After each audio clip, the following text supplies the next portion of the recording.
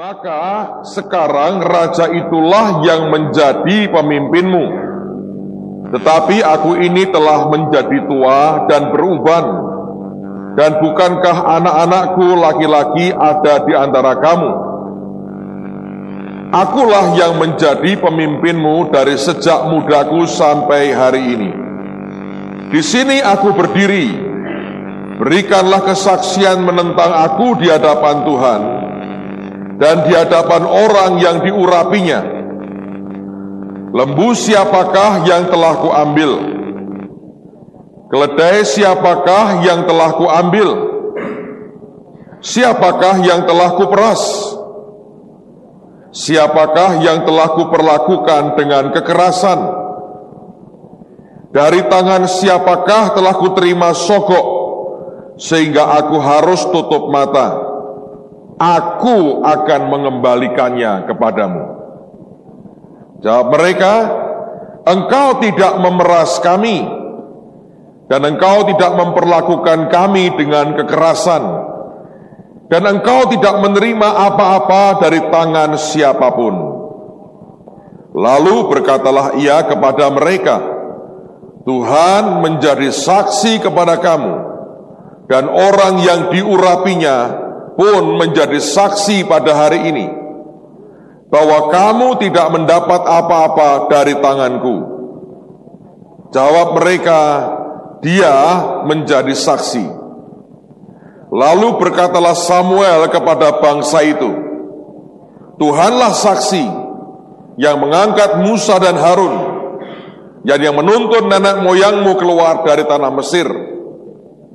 Maka sebab itu berdirilah supaya aku bersama-sama dengan kamu berhakim di hadapan Tuhan mengenai segala perbuatan keselamatan Tuhan yang telah dikerjakannya kepadamu dan kepada nenek moyangmu. Ketika Yakub datang ke Mesir dan nenek moyangmu berseru-seru kepada Tuhan, maka Tuhan mengutus Musa dan Harun yang membawa nenek moyangmu keluar dari Mesir dan membiarkan mereka diam di tempat ini. Tetapi mereka melupakan Tuhan Allah mereka, dan ia menyerahkan mereka ke dalam tangan Sisera, panglima tentara di Hasor, dan ke dalam tangan orang Filistin dan Raja Moab yang berperang melawan mereka. Mereka berseru-seru kepada Tuhan, katanya, kami telah berdosa, sebab kami telah meninggalkan Tuhan dan beribadah kepada para Baal dan para Asyitoret.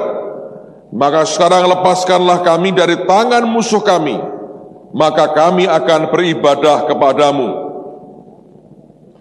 Sesudah itu Tuhan mengutus Yerubbaal, Barak, Yefta dan Samuel, dan melepaskan kamu dari tangan musuh di sekelilingmu, sehingga kamu diam dengan tentram. Tetapi ketika kamu melihat bahwa Nahas Raja Bani Amon mendatangi kamu, maka kamu berkata kepadaku, tidak, seorang raja harus memerintah kami, padahal Tuhan Allahmu adalah rajamu.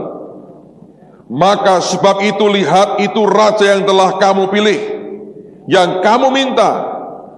Sesungguhnya Tuhan telah mengangkat raja atasmu.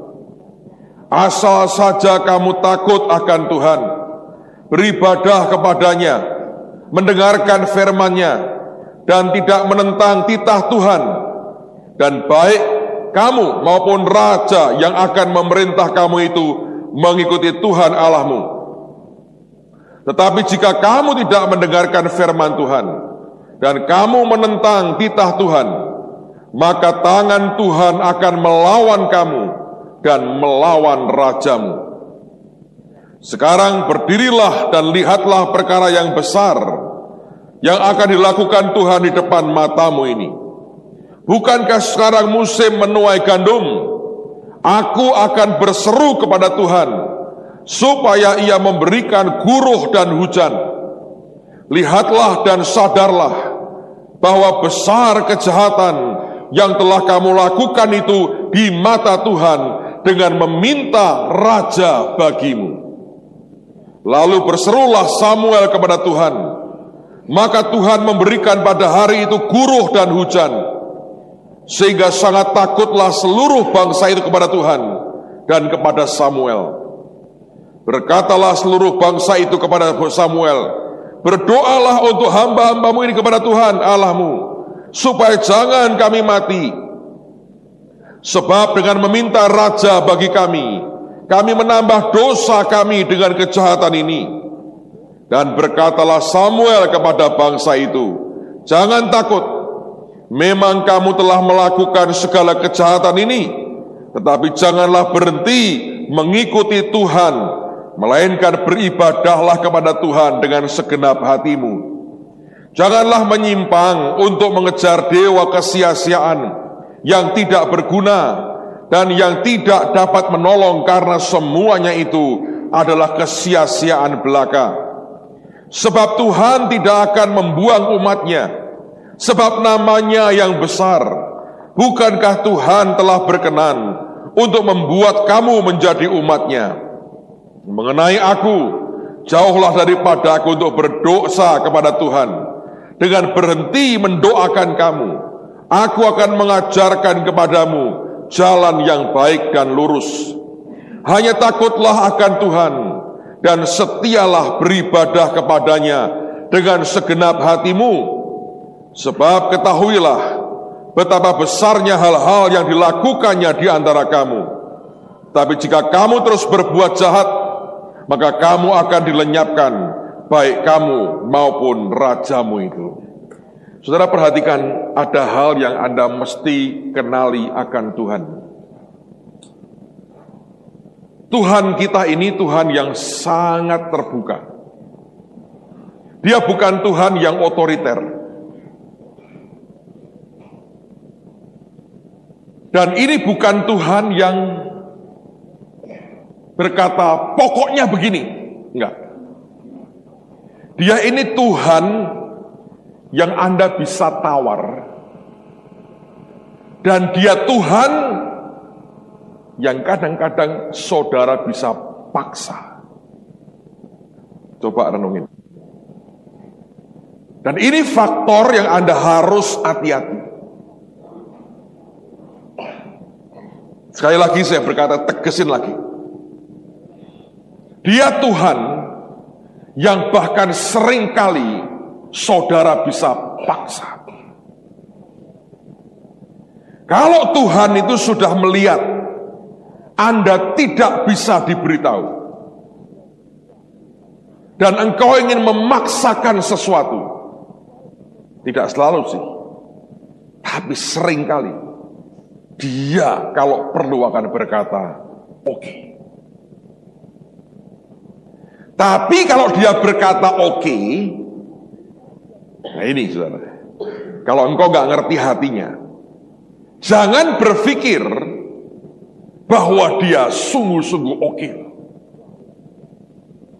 Ada saat di mana Dia berkata oke, Dia berkata sebetulnya, ya silahkan. Kalau itu maumu, ya silahkan. Saya pernah khotbah ini di satu kota di luar negeri. Dan gembalanya negor saya loh. Dia bilang, kamu itu menimbulkan kebingungan di antara umat. Karena kalau Tuhan iya, sebetulnya enggak iya. Saya diam sih. Sebab kalau nanti Anda bergaul dengan Tuhan, dan saudara baca firman, Anda akan kaget. Permintaan orang Israel minta raja. Samuel membuktikan itu kesalahan besar. Itu dosa besar di hadapan Tuhan. Itu kesalahan. Samuel sempat tersinggung loh. Karena bagaimanapun dia merasa dia yang ditolak. Tapi Tuhan berkata kepada Samuel, kamu jangan sakit hati, jangan panas hati. Bukan kamu yang ditolak, aku yang ditolak. Dan Samuel berkata loh, sebetulnya Tuhanmu itu siapa? Yang rajamu itu Tuhanmu itu. tapi engkau minta manusia. Dan dia berkata, sesuai permintaanmu, aku beri engkau raja hari ini. Dan Tuhan yang ngomong ke Samuel, berikan yang mereka mau. Kalau Anda perhatikan dalam Mazmur misalnya, pemazmur mengutip akan apa yang pernah terjadi pada orang-orang Israel. Waktu mereka berteriak, mereka minta daging. Mereka maksa minta daging. Diberi nggak sama Tuhan, saudara? Diberi. Waktu dimakan, apa yang terjadi, saudara? Maut. Loh kok sadis, Pak? Tidak. Kadang-kadang sebagai orang tua, Anda mengerti orang tua seringkali begitu kan? Anaknya bilang, aku minta ini berat nak, aku minta, berat nak, aku minta, kubrak jatuh. Sudah puas? Karena saudara harus tahu diri, kita semua harus tahu diri. Kita ini tegar tengkuknya luar biasa. Kalau belum kebentur, bang, mana bisa kita percaya? Di banyak hal, seringkali harus kebentur dulu, baru berkata, iya ya, benar Tuhan ya. Kalau orang cukup dengar khotbah, dan dia bisa mengaminkan dan tidak melakukan yang Tuhan tidak mau, oh ajaib banget saudara. Tapi yang namanya manusia, apa yang dilarang, cenderung yang mereka pengen ngerti. Betul nggak? Makanya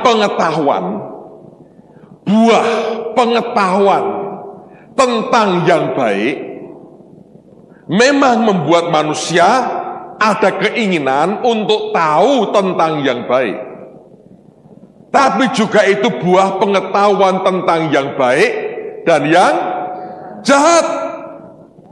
Pengetahuan akan kejahatan membuat manusia pengen praktek kejahatan. Betul nggak saudara? Kenyataan kan begitu. Semakin dilarang, semakin seperti diiming-imingin. Enak loh, enak loh, enak loh. Dan semakin kita ingin coba. Sebetulnya itu watak dasar manusia.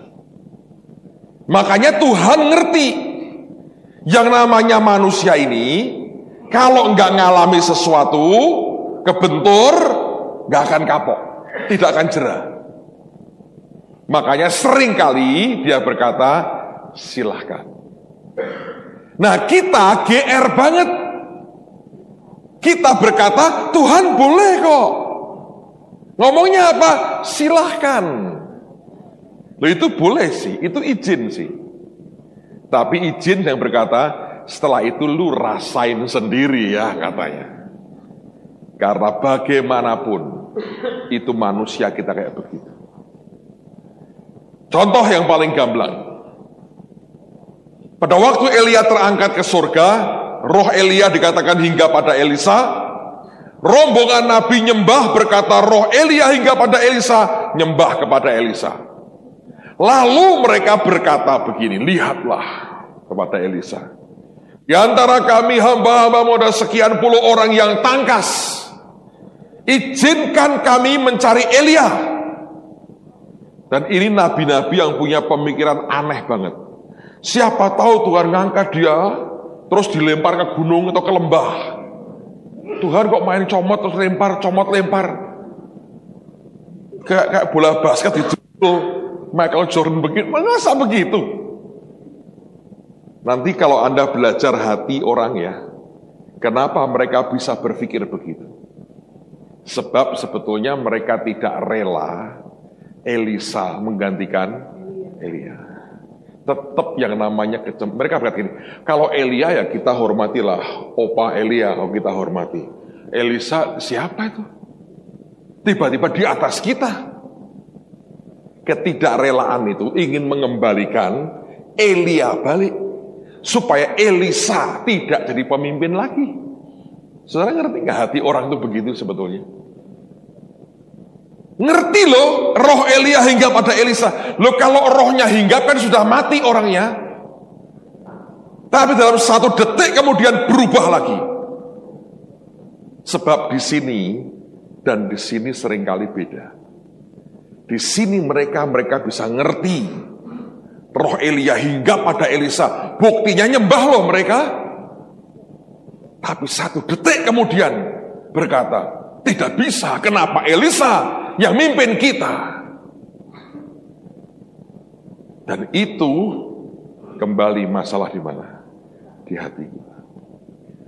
Saudara, kalau Anda berhadapan dengan iri hati, jealousy, politik dalam gereja, itu yang paling merusak hati orang. Dalam pelayanan, saya berdoa, jangan sentuh apapun yang politik dalam gereja. Biarkan Anda jagai hatimu murni di hadapan Tuhan. Kalau engkau tercemari dengan itu, percayalah ujungnya mengerikan. Nah, Elisa berkata, jangan pergi. Kenapa dia berkata begitu? Sebab dia tahu terangkatnya dia lihat. Jubahnya turun dia lihat, dia pungut dia pakai. Tapi Alkitab berkata, mereka mendesak dia sampai memalukan. Kadang-kadang satu sisi harga diri loh saudara. Tapi harga diri ini bisa membuat orang malu-maluin saudara. Dan tidak tahu malu. Mereka ngotot cari Elia kan tidak rela Elisa mimpin mereka. Itu kan karena tersinggung harga dirinya. Tapi demi sebuah harga diri, orang membiarkan harga dirinya diinjak-injak juga. Kacau nggak orang itu? Saya beritahu ya, manusia itu makhluk paling kacau.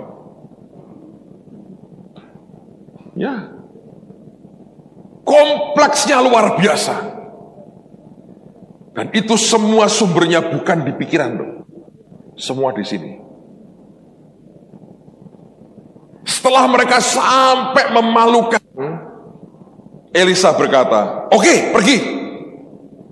Silahkan pergi." Senang saudara.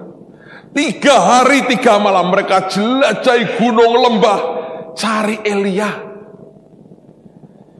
Elisa santai, makan soto mie, minum kopi, cappuccino. Dia biarin cari. Setelah 3 hari pulang, 3 hari. Elisa lagi keluar, segelas kopi di tangannya. Gimana? Katanya. Nggak ada. I told you. Gua udah ngomong kan.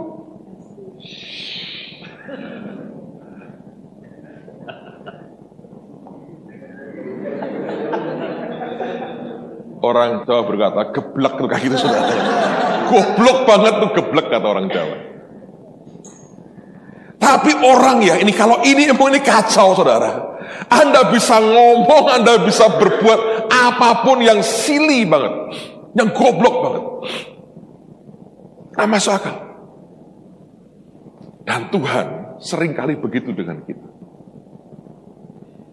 Makanya kalau Anda punya permintaan dan saudara ngotot, hati-hati.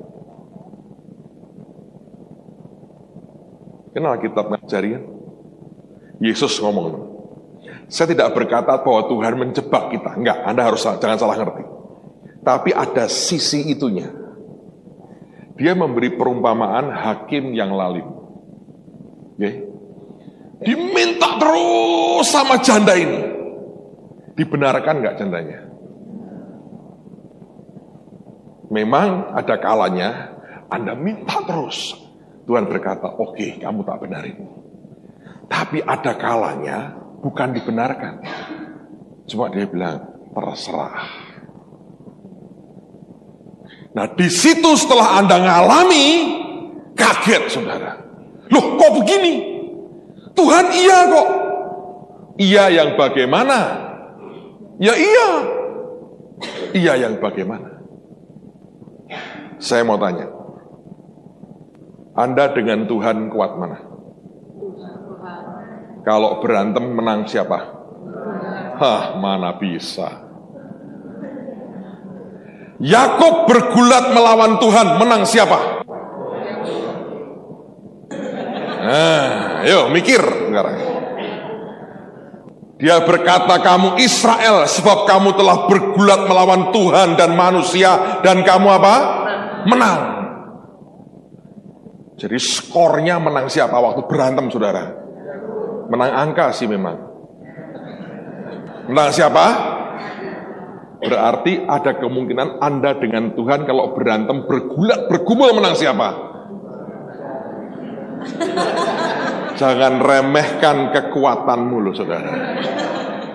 Tapi kalau sampai Tuhan berkata, gua nyerah deh. Dia berkata, capek deh, gua nyerah. Habis loh. Dengerin ya. Dari sejak di Kejadian, Alkitab berkata apa?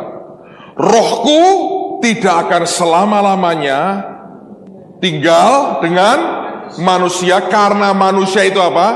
Daging.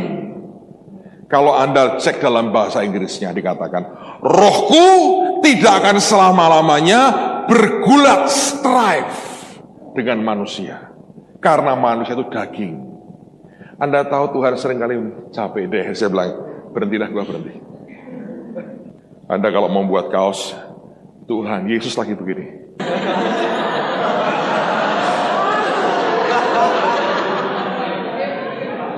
Mungkin nanti tes soal lulus gambarnya Yesus begini.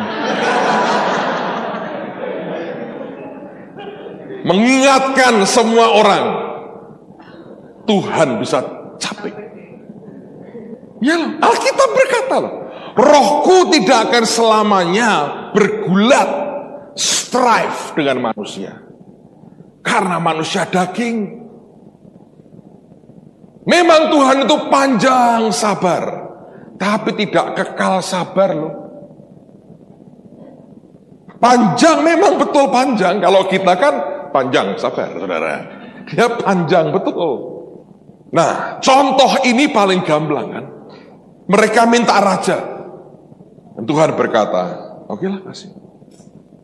Dan kalau sampai ada permintaan yang bahkan nyinggung hati Tuhan, kadang-kadang dia bisa bilang, oke. Itu bahaya loh saudara.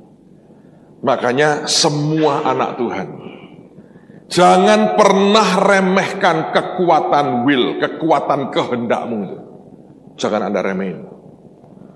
Manusia itu punya strong will yang luar biasa. Yakub itu demi berkatmu, tidak akan aku lepaskan sebelum kau memberkati aku. Ya kan? Sampai Tuhan ini bilang, sudah semalaman gue gak bisa ngalahin dia. Jadi saudara, kalau Anda nanti malam diajak bergulat dengan Tuhan, saya khawatir menjelang fajar, Tuhan berkata apa?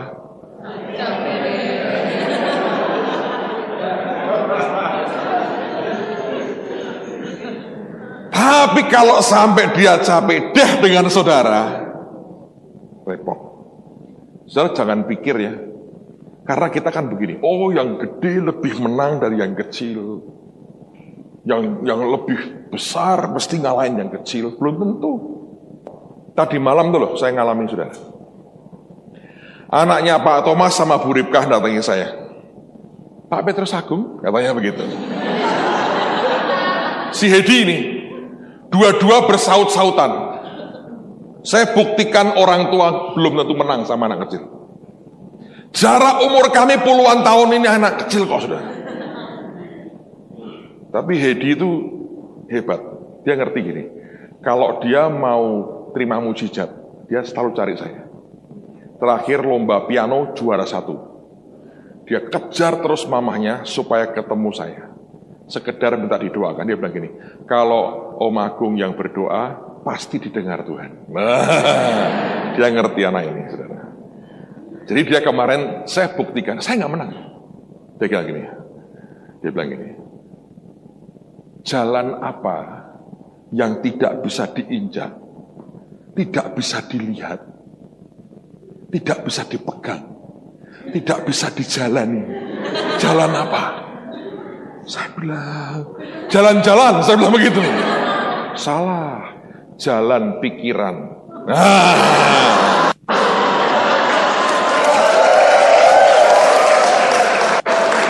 Menang mana saudara? Ayo. Jalan pikiran. Saya bilang, kamu jalan pikiranmu oke juga ya ternyata ya. Terus dia tanya lagi. Superman, tahu Superman? Kenapa rambutnya hanya keriting satu? Ya toh, digambarkan keriting satu. Saya mau jawab apa ya? Oh karena siang tidak ikut krimbat mungkin, saudara. Saya nggak tahu. Saya bilang, ya mungkin kelupaan kali, yang lain enggak. Kalau keriting semua, Supermi namanya. Lah.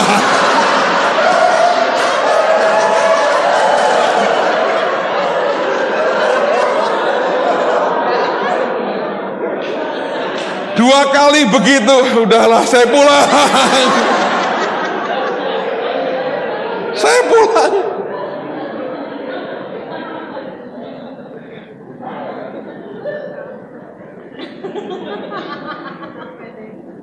Ayo. Saudara, dengan Tuhan juga bisa begitu loh. Jangan dipikir tidak. Soal adu kuat belum tentu loh. Ya kan? Tuhan bisa nggak tahan. Kenapa nggak tahan, Pak? Waktu Tuhan Yesus mati di salib, Bapak berpaling tidak? Makanya dia jerit tuh. Bapakku, Bapakku, mengapa engkau apa? Meninggalkan aku. Apa yang membuat Bapak berpaling? Gak tahan toh, bukan gak tega. Sebab dosa seluruh dunia ditanggung Yesus semua. Dan tahan. Bapak dalam kekudusannya gak bisa dengan dosa. Nah, dalam badanmu dosa terus ngadep Bapak, baunya dosa semua. Bapak berkata, gua gak tahan. Saya ngerti gak sih? Anda bisa ngalahin Tuhan, tanda petik. Kalau adu kuasa, adu apa, Anda habislah. Adu mental belum tentu, saudara. Sebab Tuhan itu tidak main paksa. Dia menghargai setiap free will. Sebab Tuhan itu tidak main paksa. Dia menghargai setiap free will yang dia berikan dalam hidup kita. Saya pulang, Hedi tanya lagi. Dikejar terus saya, saudara. Kenapa Superman celana dalamnya di luar?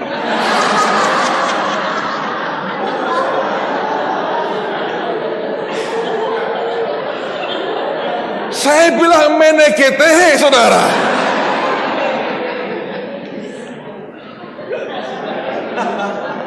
Pusing nggak? Tahu jawabannya apa? Saya nggak tahu. Saya bilang, wah kenapa urusan celana dalam segala? Saya bilang, wah aku belum tanya Superman. Saya berkata, enggak om, itu tergesa-gesa mau nolong orang, kebalik makanya.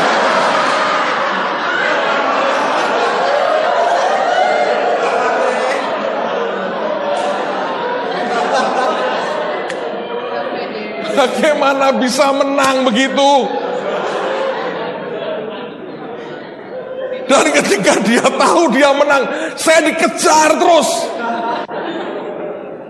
Sudah keluar gereja ini, dia teriak lagi, Kalau PPA singkatan apa? Saya bilang, saya nggak tahu. Pendeta Petrus Agung. Ya.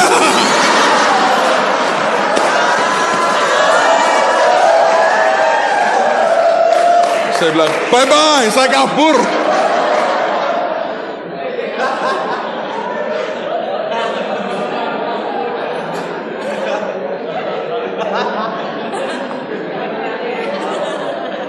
Kalau nggak begini, bagaimana saudara? Siapa bilang yang di kecil bisa kalah itu siapa yang bilang? Belum tentu, ya kan? Makanya dengan Tuhan, Anda hati-hati. Kalau Anda ngotot dengan semua yang engkau punya, kau ngotot, dia bisa bilang, silahkan. Saya berkata, Tuhan, engkau ini aneh. Jelas engkau tersinggung, jelas engkau tahu ini bahaya. Dan saudara tahu raja pertama membawa banyak masalah. Nah, akhirnya harus mati mengerikan. Sampai kerasukan setan. Dan seperti Tuhan berkata, tidak ada orang bisa minta dengan tepat seperti yang di dalam hatiku. Kecuali Roh Kudus yang tuntun hidupnya. Amen.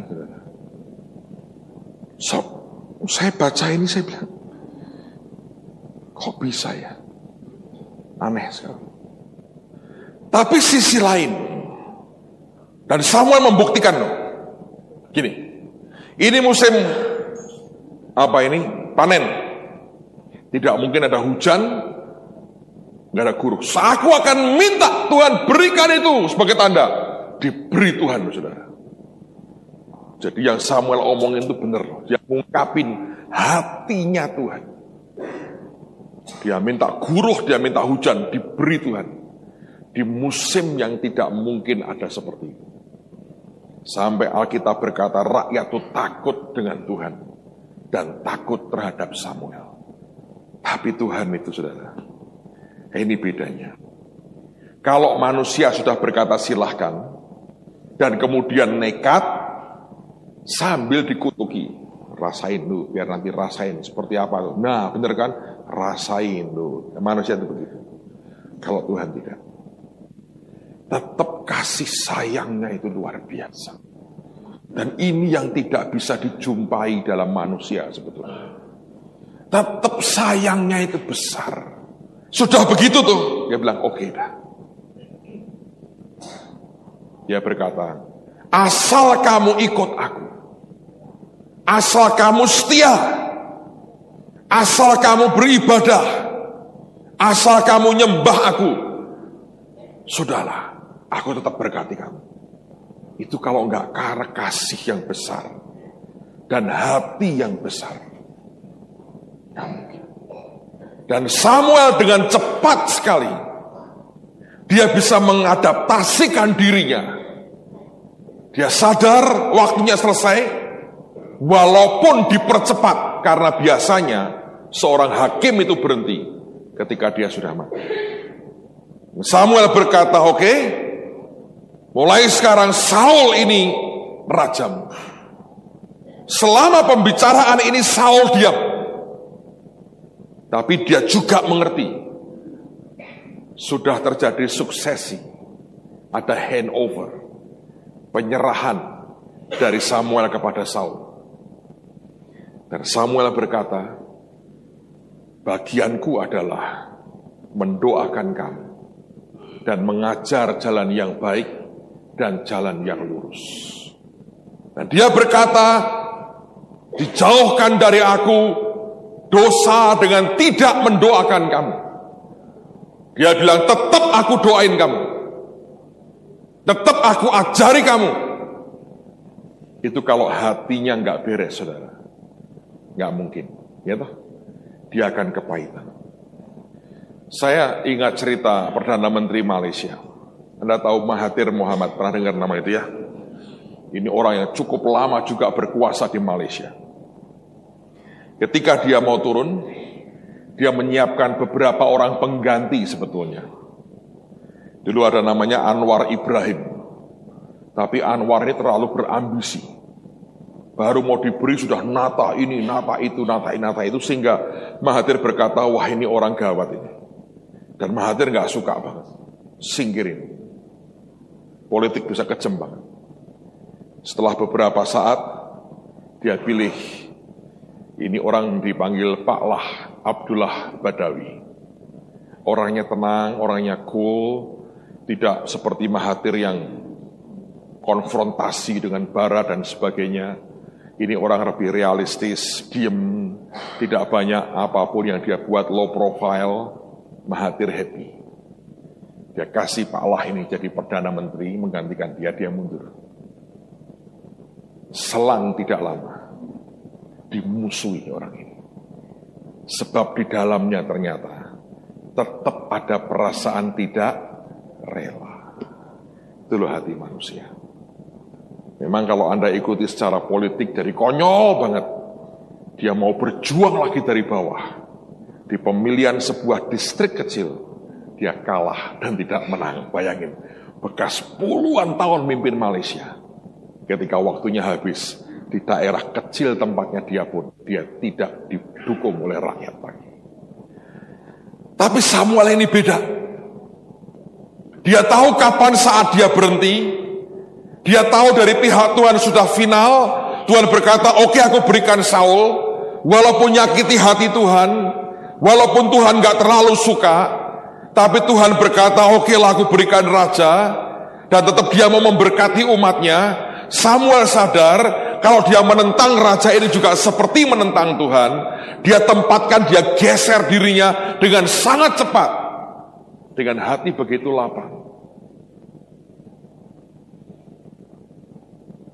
Dan dia dengan tenang, dia berkata, aku akan berdoa, aku akan ngajari kamu.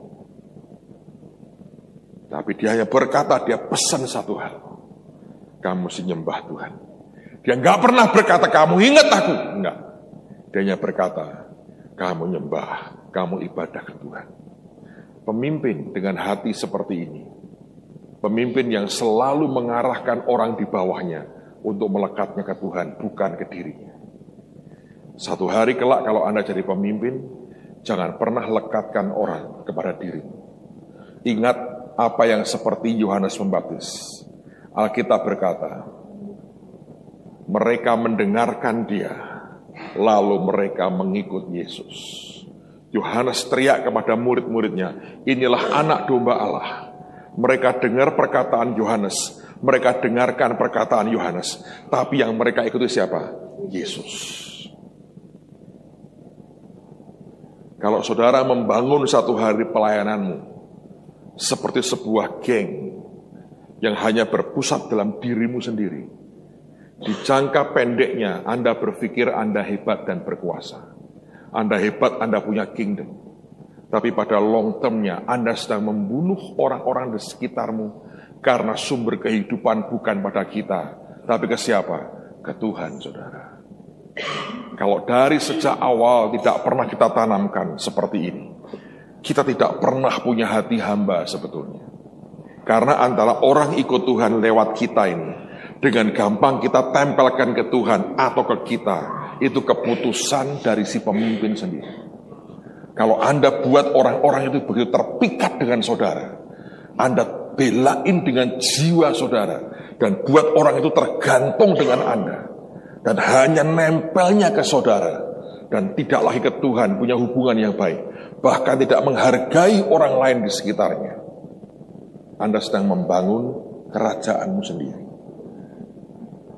Kalau orang yang di bawah saudara sampai begitu mendewakan Anda, dan tidak membuat mereka bisa menghormati orang lain, dan menghargai orang lain, dan mencintai Tuhan lebih dari diri Anda bukan pemimpin yang berhasil. Anda pemimpin yang gagal total sebetulnya. Kerinduan hati Tuhan, semua kita punya hati hamba. Jangan sampai orang itu, cinta Anda lebih dari kecintaan mereka kepada Tuhan. Jangan sampai orang nyembah saudara dan mendewakan saudara. Dalam kenyataan itu jarang sekali bisa disadari oleh hamba-hambanya. Tapi saya berdoa kita belajar tentang hati pada pagi hari ini. So hati-hati dengan strong will, dengan kekuatan kemauan kita sendiri. Biarkan Tuhan jagai hidup kita. Mari berdiri sama-sama saudara. Haleluya. Tutup Alkitabmu. Mari berdiri, mari Pak Asto. Syakara Batashiki. Mari angkat tangan sama-sama. Angkat tangan. Tuhan, hamba sudah sampaikan apa yang harus disampaikan hari ini. Lanjutkan terus session berikutnya dan nanti malam juga dalam anugerah-Mu yang luar biasa. Tolong setiap kami Tuhan di dalam nama Tuhan Yesus. Ayo ambil waktu doa saudara. Kira patah syakara la mata kara patah korea patah kara. Kira syakara la mata koroso toto santa kara patah. Kara patah syikir.